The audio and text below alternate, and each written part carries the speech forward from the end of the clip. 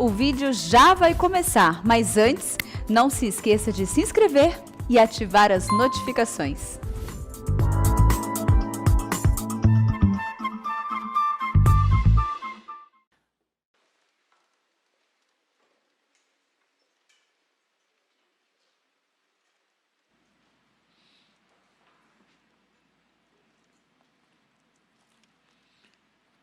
Irmãos queridos, nós vamos abrir a palavra de Deus no livro de Atos dos Apóstolos, capítulo 17. Atos, capítulo 17.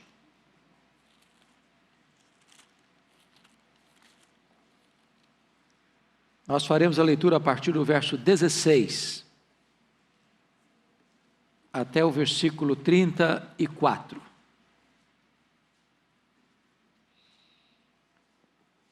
O discurso de Paulo em Atenas.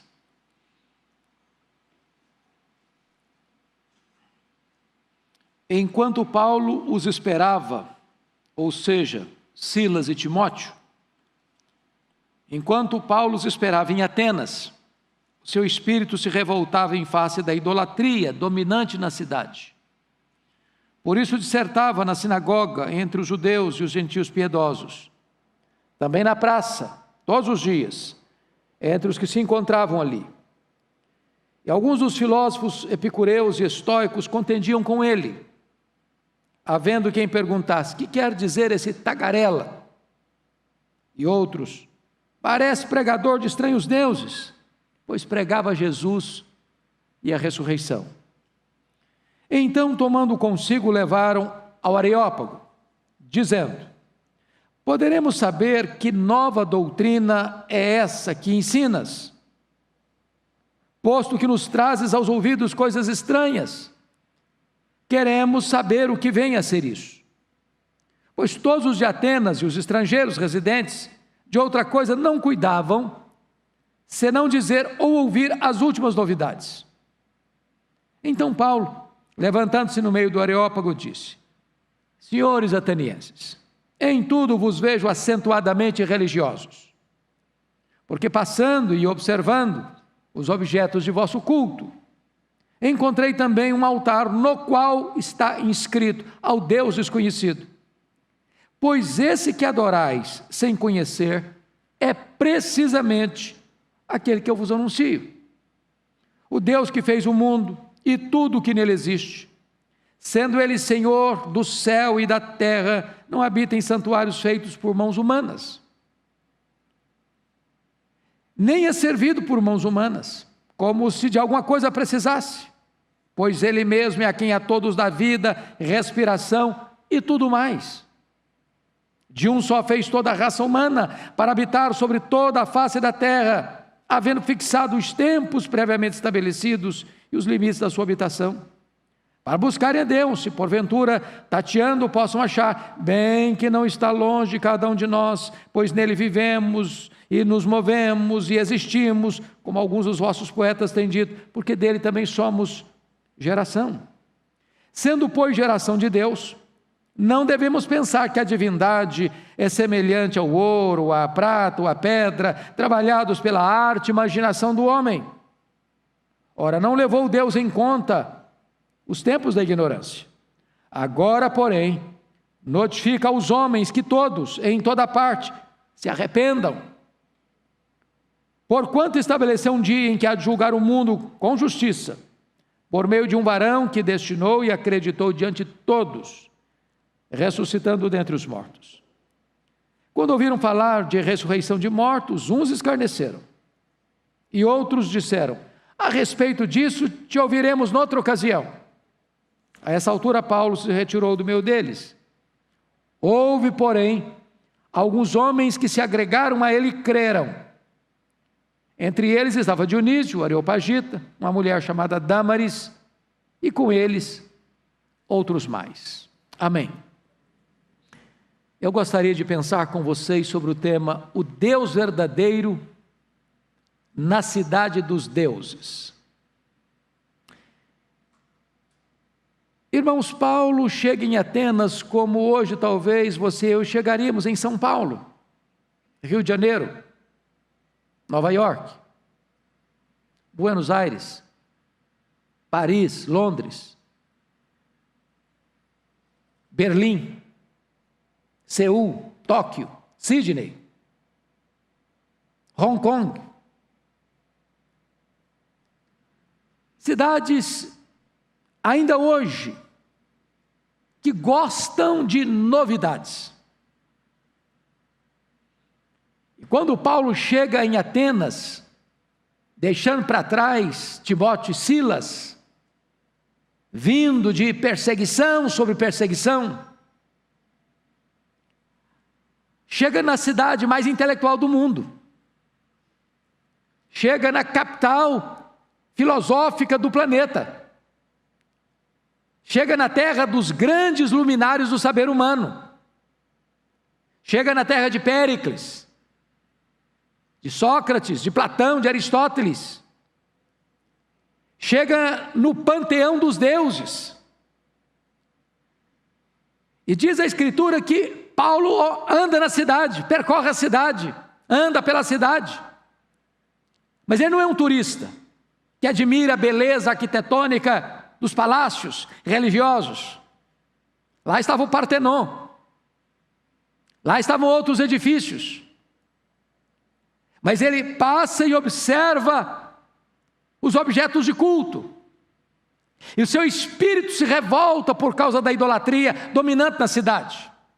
Curiosamente, a cidade mais iluminada pelo saber humano está mergulhada no mais profundo caudal de trevas espirituais. Curioso isso, não? Porque às vezes as pessoas pensam que quanto mais intelectual for uma pessoa, mais iluminada ela é. Não, espiritualmente não. É possível que a pessoa mais culta da cidade seja mais obtusa, espiritualmente falando, cega, espiritualmente falando. E as pessoas começaram a ficar interessadas não no que Paulo pregava, mas nas novidades que ele trazia. Até hoje as pessoas são muito interessadas em novidades. Elas não querem a verdade, elas gostam de novidades.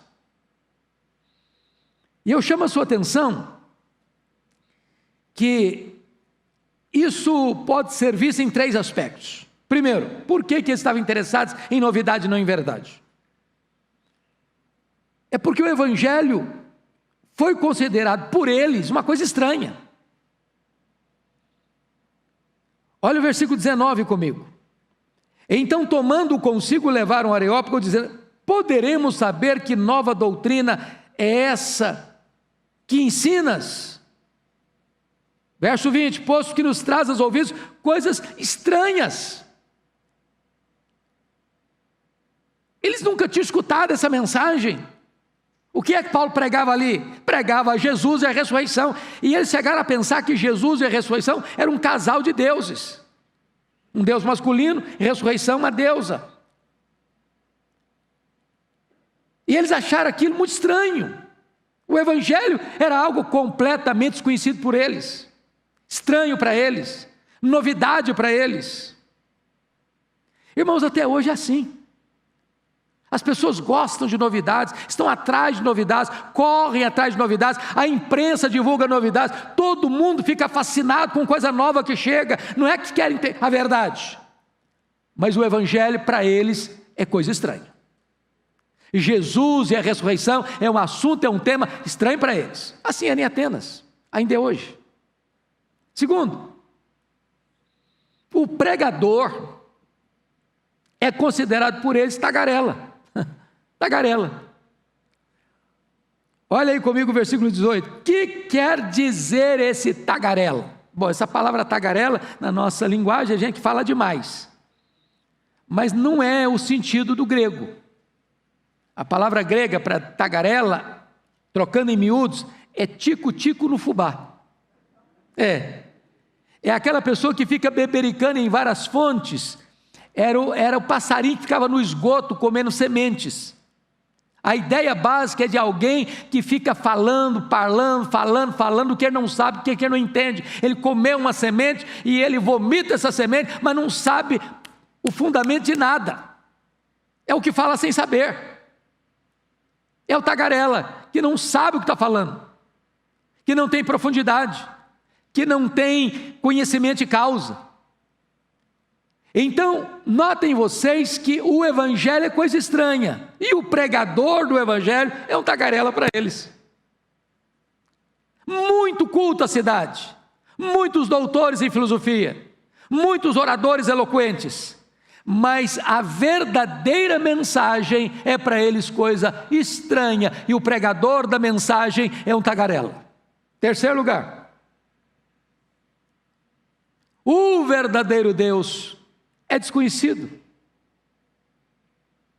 Olha aí comigo o versículo 23. Porque passando e observando os objetos de vosso culto, encontrei também um altar no qual está inscrito ao Deus desconhecido. A ideia básica lá em Atenas, que tinha um panteão de muitos deuses, é que se tivesse um Deus do panteão que não tivesse um altar erigido para ele, ele vingaria, ele puniria. E as pessoas viviam oprimidas, com muito medo dos deuses, serem castigadas. O que é que fizeram então? Construíram um altar genérico, sem um nome específico, sem uma placa definida, na seguinte intenção: se nós porventura esquecemos algum Deus, de levantar algum altar, erigir algum altar para ele, ele vai olhar para esse altar e não vai nos punir.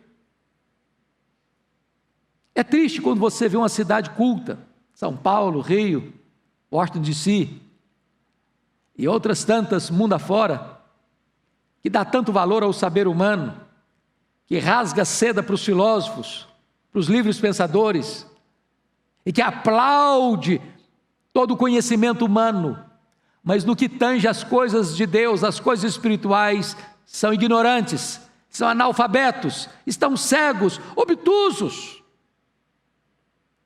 não conhecem o verdadeiro Deus, não sabem quem Ele é, não se relacionam com Ele, não têm intimidade com Ele. Mas, amados irmãos,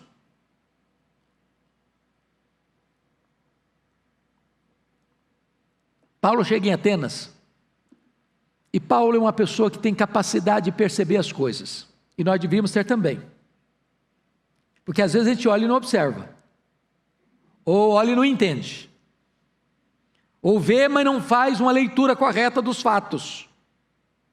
Então chama a sua atenção, que lá em Atenas, como hoje aqui, o mundo é dominado por visões distorcidas, acerca da pessoa de Deus. Se não, vejamos. Primeiro, a questão do ateísmo. Meus irmãos, nenhuma corrente religiosa cresce mais hoje do que o ateísmo. As nossas universidades federais, as nossas universidades estaduais, são verdadeiros centros de ateísmo hoje. Ser ateu hoje da Ibope.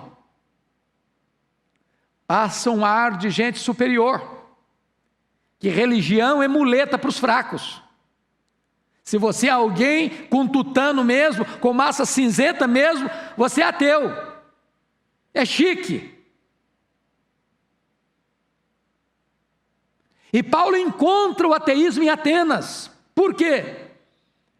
Porque os epicureus com quem ele discute não acreditavam em Deus, não acreditavam em alma, não acreditavam em eternidade, não acreditavam em céu, não acreditavam em eterno, até a vida é só o aqui e o agora. O lema deles é: comamos e bebamos, porque amanhã morreremos. Não tem esse negócio de Deus, não.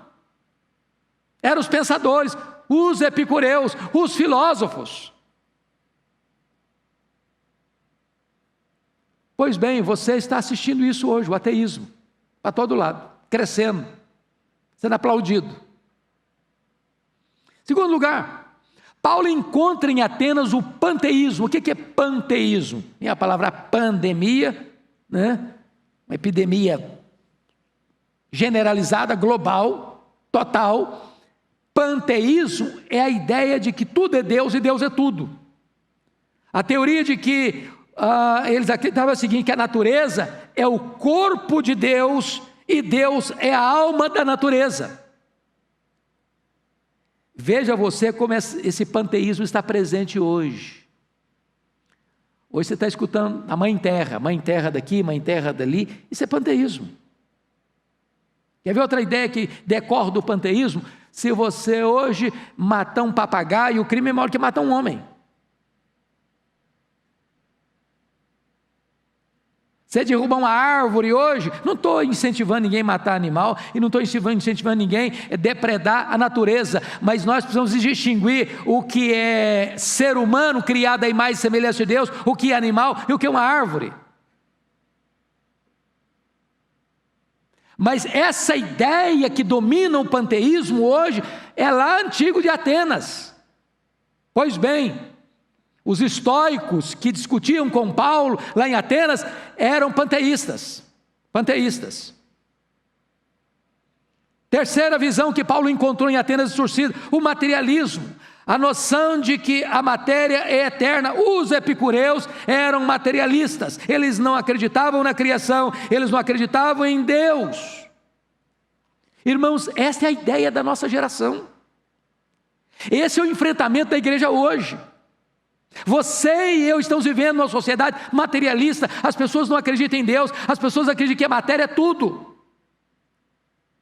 E se o mundo é materialista, então esse negócio de discutir aborto não faz sentido, que matar uma criança no ventre de uma mulher e matar uma barata é a mesma coisa. O mundo é material, não tem esse negócio de transcendência da vida, não tem desse negócio de a vida ser sagrada, porque o homem foi criado em imagem e semelhança de Deus.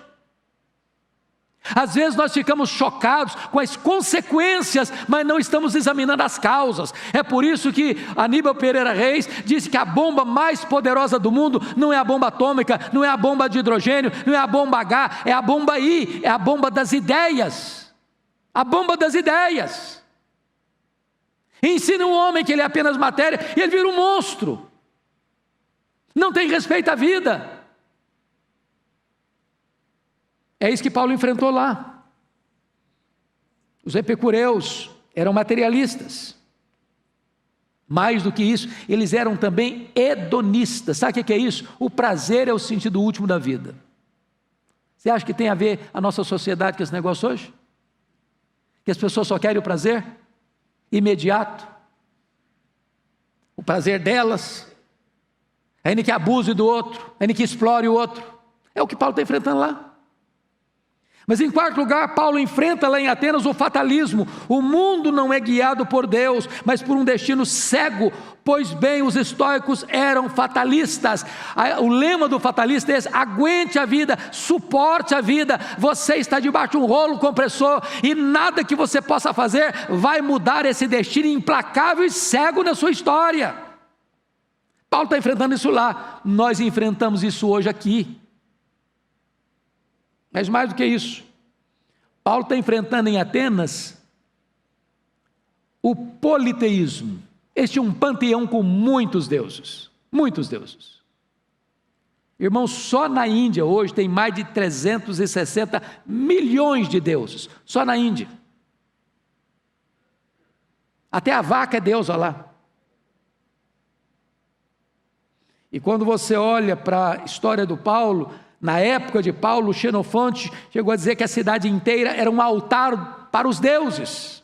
Plínio diz que em Atenas havia mais de 30 mil estátuas dedicadas aos deuses. Petrônio afirmou que era mais fácil encontrar um deus em Atenas do que um homem. Essa era a realidade de Atenas. Essa é a realidade, irmãos, hoje. Tantos deuses, tantos deuses. Mas preste atenção. Paulo está enfrentando lá ainda outra coisa, o misticismo religioso. Olha comigo o versículo 22. Então Paulo, levantando-se no meio do Areópago, disse: senhores atenienses, em tudo vos vejo acentuadamente religiosos. Ô, gente, tem de tudo em Atenas. É uma coxa de retalho. Tem gente ateu, tem gente que é materialista, tem gente que é panteísta, tem gente que é hedonista, tem gente que é materialista e tem gente que é místico. Muito religiosos. O que faltava em Atenas não era religião, não era mais uma religião. Tinham de tudo. E Paulo reconhece isso. Em tudo, não em alguma coisa. Em tudo vos vejo, não religiosos, acentuadamente religiosos. Pois bem, vocês acham que tem misticismo hoje? Esse negócio está presente em São Paulo? Meus irmãos, o que a igreja faz numa cultura dessa?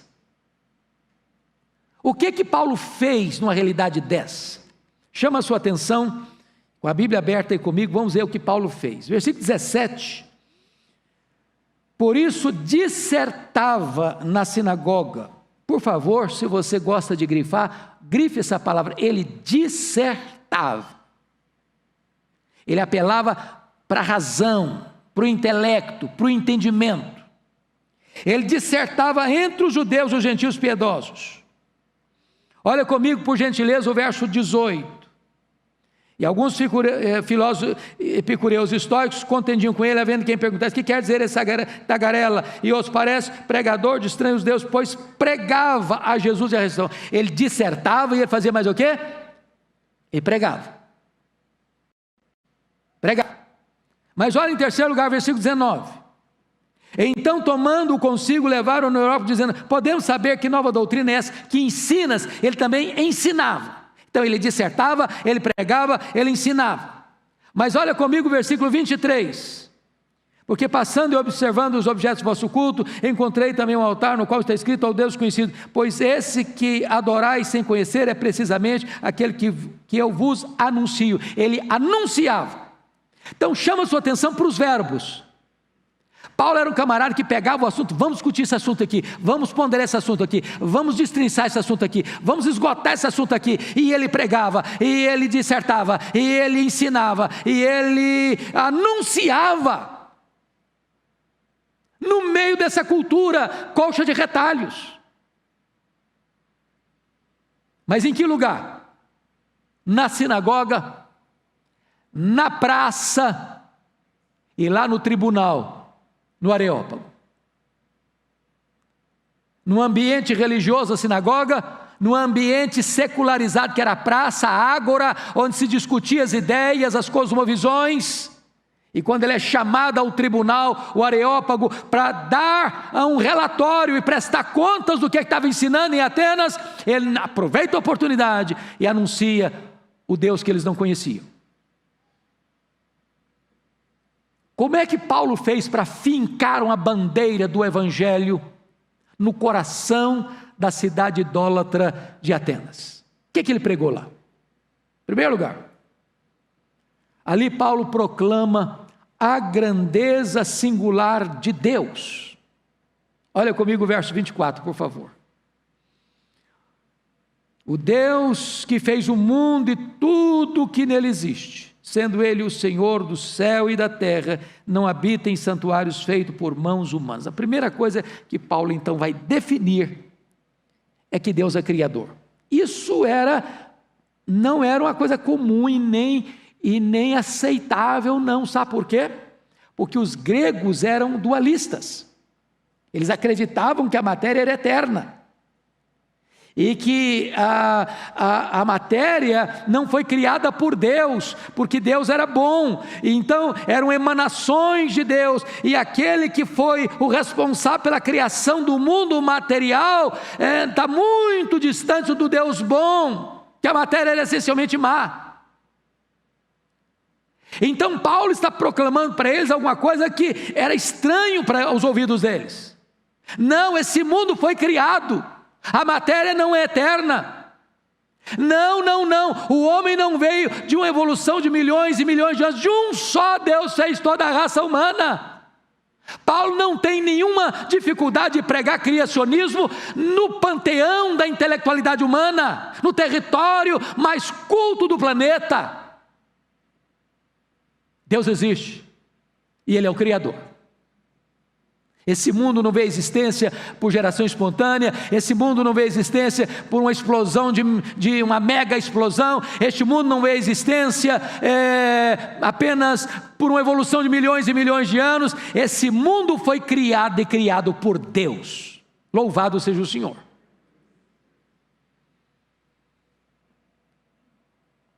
Então preste bem atenção nisso. Versículo 26, olha comigo. De um só fez toda a raça humana. Então não tem nesse negócio de você vir de macaco, de você veio de uma ameba. Não, Deus criou o primeiro homem. E do primeiro homem, da primeira mulher, vieram todos os demais seres humanos. Paulo não tem milímetros para pregar isso. Irmãos, parece que tem muita gente que tem vergonha de falar isso hoje num centro universitário. Não, eu falo não, porque eu achar que eu sou cabeça dura, que eu não sou intelectual. Tem hoje, irmãos, um problema mais sério. Dentro do corpo evangélico hoje, tem aqueles chamados do evolucionismo teísta. Não, Deus criou sim, mas foi por meio do processo da evolução. Então Adão e Eva não existiram, eles foram uma espécie de lenda, que negócio é meio pictórico, que negócio é meio fantasioso. Eles não existiram não. Foi milhões e milhões de anos. Deus é Deus do processo da evolução. Não. Paulo diz que de um só Deus fez toda a raça humana. Eu não posso negar o criacionismo e continuar sendo cristão. Eu não posso ser cristão e darwinista ao mesmo tempo. Uma coisa exclui a outra.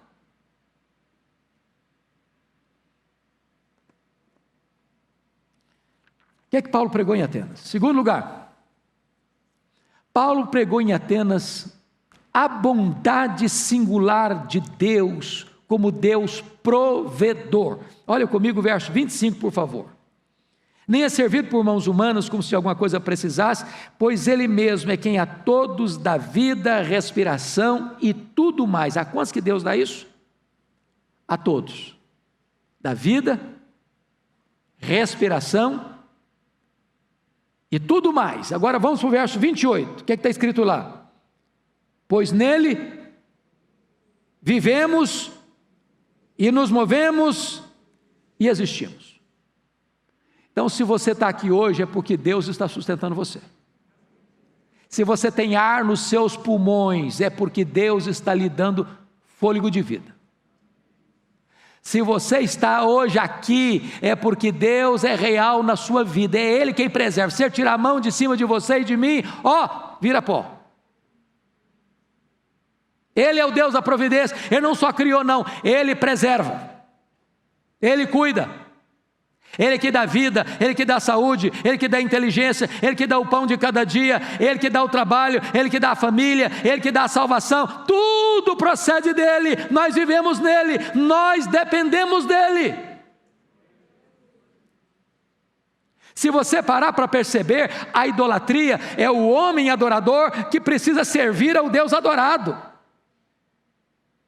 Você carregar o Deus, tem que fugir, tem que pegar, botar nas costas, tem que pegar um animal, botar numa cangalha e carregar. Esse Deus aí precisa ser carregado. Não, o Deus que nos criou, nos carrega, nos sustenta, nos perdoa, nos salva, nos dá vida eterna e está conosco. Louvado seja Deus. O que Paulo pregou em Atenas? Terceiro lugar, Paulo proclamou a graça singular de Deus. Segundo o versículo 18, ele pregava o quê? A Jesus e a ressurreição. E quando você vai para os versos 30 e 31, peço que você leia comigo em voz alta esses dois versículos, 30 e 31, por gentileza. Vamos juntos? Ora, não levou Deus em conta os tempos da ignorância. Agora, porém, notifica aos homens que todos, em toda parte, se arrependam, porquanto estabeleceu um dia em que há de julgar o mundo com justiça, por meio de um varão que destinou e acreditou diante de todos, ressuscitando dentre os mortos. Louvado seja Deus. Paulo anuncia Jesus. E Paulo anuncia um dever imperativo, ordenado por Deus. uma necessidade universal, requerido a todos. Uma obrigação imediata, agora, e mais, uma graça salvadora. Sem arrependimento, ninguém poderá comparecer diante do juízo de Deus e escapar. Olha comigo, irmãos, a sabedoria de Paulo na sua pregação. Ele chega em Atenas e diz o texto que o espírito deve ficar revoltado. Mas na hora de apresentar o evangelho diante da elite de Atenas, no Areópago, ele é sábio na apresentação. Ele poderia dizer: olha, vocês são miseravelmente cegos. Estou revoltado com a idolatria desse lugar. Vocês têm tanto conhecimento, mas estão aí cegos. Ele começa ganhando a atenção dos seus ouvintes. Senhores atenienses, em tudo vos vejo acentuadamente religiosos, porque passando e observando os objetos do vosso culto, identifiquei um altar. Está escrito ao Deus conhecido, pois esse que vós adorais sem conhecer é o Deus que eu vos anuncio. Mas quando ele está chegando lá no finalzinho, agora amarrando e concluindo o seu sermão, ele diz o seguinte: Deus não levou em conta os tempos da ignorância. Ele está falando para o povo mais intelectual do mundo. Ele está dizendo que aqueles que achavam que estava na crista da onda do saber humano, ele chama tudo isso deles de ignorância. Ignorância. Deus não levou em conta os tempos da ignorância, mas agora notifica a todos os homens, em todos os lugares, que se arrependam. Parece que a pregação do arrependimento tem desaparecido dos púlpitos nos nossos dias. As pessoas têm pregado autoajuda, têm pregado prosperidade, têm pregado sucesso financeiro, têm pregado paraíso na terra, têm pregado tanta coisa, centrado no homem. E Paulo não tem constrangimento de pregar sobre arrependimento para a capital intelectual do mundo. E se vocês perceberem, não só fala de arrependimento, mas ele fala de juízo. O verso 31 é categórico: porquanto estabeleceu um dia em que há de julgar o mundo com justiça por meio de um varão que destinou e acreditou diante de todos, ressuscitando dentre os mortos. Um fato anunciado: Deus vai julgar o mundo. O dia já está fixado, o juiz já está designado, a forma está indicada, é com justiça, e a prova é dada. Esse que é o juiz já foi ressuscitado dentre os mortos.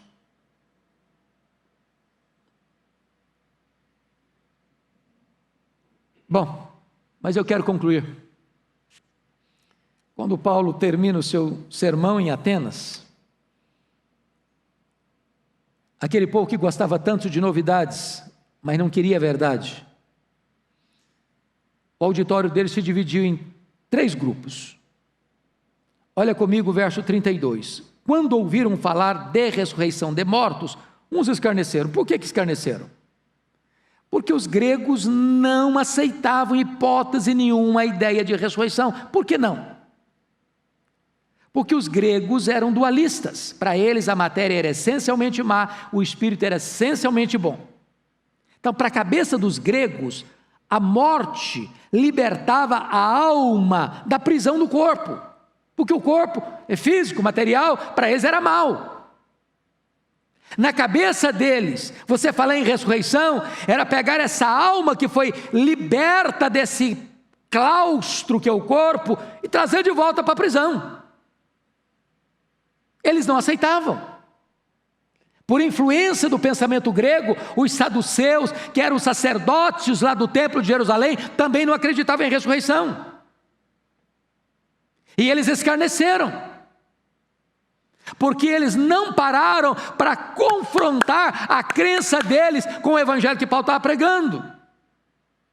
Tem muita gente que você vai pregar o Evangelho, eles vão ouvir o Evangelho e eles permanecerão enraizados nos seus pecados e perecerão nos seus pecados, se não se arrependerem. Segundo grupo, olha ainda o verso 32. Outros disseram: a respeito disso te ouviremos noutra ocasião. São aqueles que postergam, protelam a mais urgente e necessária decisão da vida. Qual o problema dessa gente? Lá de Atenas, e o problema das pessoas hoje?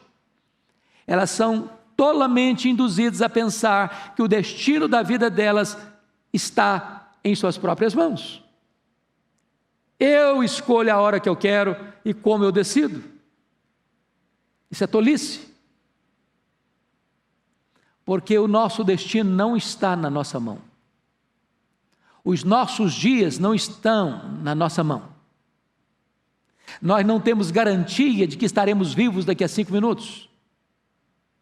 Quem nos dá vida, respiração e tudo mais, não somos nós mesmos, é Deus. Se Ele fechar a torneira do oxigênio, nós caímos e viramos pó. É por isso que a Bíblia é categórica em afirmar: se hoje ouvirdes a voz de Deus, não endureçais o vosso coração. Hoje é o dia oportuno, amanhã pode ser tarde demais. Como aquele rico da parábola de Jesus, que quando foi acordar para a necessidade da sua alma, ele já estava no inferno e não tinha mais jeito de ajudá-lo. Mas louvado seja Deus, irmãos, louvado seja Deus. Veja comigo o versículo 34. Houve, porém, alguns homens que se agregaram a ele e creram. O Evangelho de Cristo é o poder de Deus para a salvação de todo aquele que crê. O que me encanta é que a primeira pessoa convertida em Atenas foi o homem que era o mordomo do Areópago. Era uma espécie de o líder daquele lugar. E eu tenho certeza que aquele homem, como Areopagita, tinha escutado tanta gente ser chamada ali para expor as suas ideias, expor o seu pensamento, a sua cosmovisão, a sua filosofia, seu entendimento da vida. E nada daquilo que eu tinha escutado até então na vida tinha preenchido o seu coração, satisfeito a sua alma, e de repente aparece na cidade dos deuses o pregador do Deus verdadeiro, e quando abre a boca e prega o Evangelho, e fala que Deus criou, e fala que Deus preserva, e fala que Jesus é o Salvador, e fala que Ele venceu a morte, e fala que o homem precisa se arrepender, e que vai ter que comparecer perante o juízo final de Deus, o coração dele se dobra, e ele se arrepende, e ele é salvo. Louvado seja o Senhor. Nós não podemos nos intimidar. Precisamos pregar nas faculdades, nas universidades, nas praças, nas escolas, em qualquer lugar, ainda que nos proíba. Precisamos pregar, irmãos. Precisamos pregar no poder do Espírito Santo, porque onde o Evangelho é pregado, frutos vão aparecer, pessoas vão ser convertidas. Paulo esteve em Atenas. Você e eu estamos em São Paulo. E São Paulo não é diferente de Atenas. Que Deus nos dê intrepidez. Que Deus nos dê olhos para ver, ouvidos para ouvir, coração para interpretar o nosso tempo, a nossa geração. O tempo urge. O tempo de Deus é agora. Que você e eu nos levantemos no poder do Espírito Santo para anunciarmos o Evangelho de Cristo enquanto é tempo.